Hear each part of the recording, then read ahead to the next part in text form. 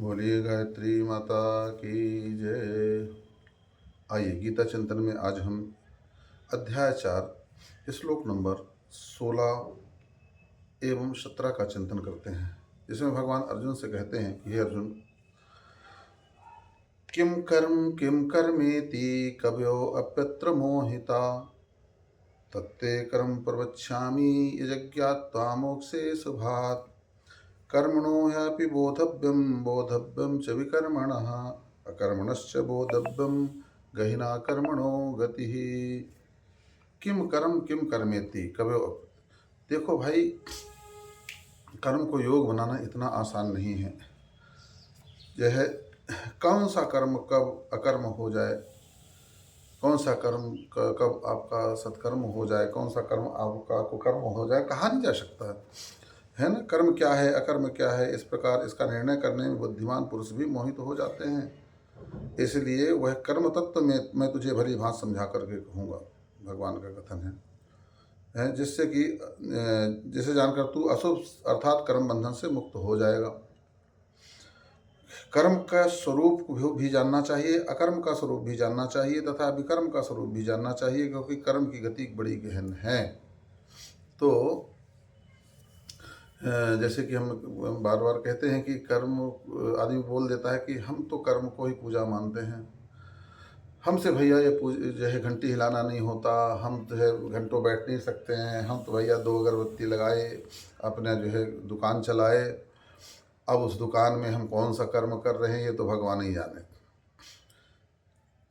हमें देख कर कैसी आया करती है कि बड़े बड़े ट्रकों में खूब नंबर 2 का माल लदा रहता है, उसमें लिखा रहता है पीछे कर्म ही पूजा है।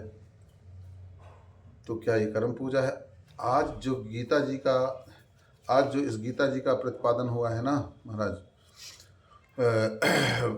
अर्जुन को माध्यम बना करके भगवान ने गीता का उपदेश दिया है, वह सिर्फ इसीलिए दिया है कि आज अर्जुन ऐसी स्थिति पर खड़े हो गए थे कि जहाँ उन्हें यह निर्णय करने में बड़ा, वो अपने आप को समर्थ नहीं पा रहे थे कि मुझे, मेरे लिए क्या करना ठीक है, क्या करना ठीक नहीं, मेरे लिए युद्ध करना ठीक है कि ना करना ठीक है। और शायद उनके मन से यही लगता था कि युद्ध करना गलत है, युद्ध करके अपनों का खून से सनी जो है धरती का भोग भोगना, उससे बड़ा पाप और क्या हो सकता है। और यही तर्क भगवान को भी अर्जुन ने दिया था कि गुरुन हत्वा ही महान भाव श्रेयम भोक्तम भैक्षम पीह लोके हत्वार्थ कामांस गुरु नहीं भुंजीय भोगान रुधिर प्रतिग्धान। हे हे प्रभु, मैं अपने स्वजनों को मारकर उनसे उनके खून से सनी हुई धरती का भोग नहीं भोगना चाहता हूँ, मैं भले भीख मांग लूँगा। तो कौन सा कर्म कब सत्कर्म है, कब कुकर्म है, यह जानने में बड़े बड़े मोहित हो जाते हैं। भगवान का कथन यही है, कर्मणो है बोधव्यम चो। इसलिए उसको कर्म को भी जानना चाहिए, कर्म को भी जानना चाहिए, विकर्म को भी जानना चाहिए, सत्कर्म को भी जानना चाहिए। यह आप जानते हैं कि माला जपना, भगवान का ध्यान करना जो है सत्कर्म है। मगर वही अगर आप मान लो कोई व्यक्ति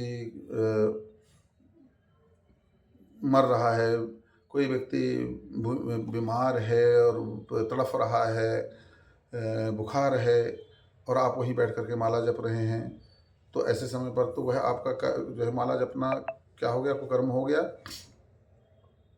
कोई व्यक्ति डूब रहा है तो वहीं बैठ करके जो है भगवान का भजन कर रहे हो, उसको बचा नहीं रहे हो, तो वह आपका कर्म क्या सत्कर्म के अंतर्गत आएगा।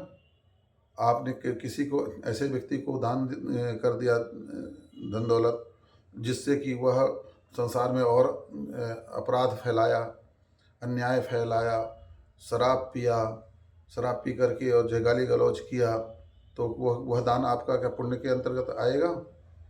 किसी ऐसे मछुआरे को आपने दे दिया, मान लीजिए दान, वो जा कर के जाल खरीदा, फिर मछली फंसाया उससे, तो वह क्या पुण्य के अंतर्गत आएगा।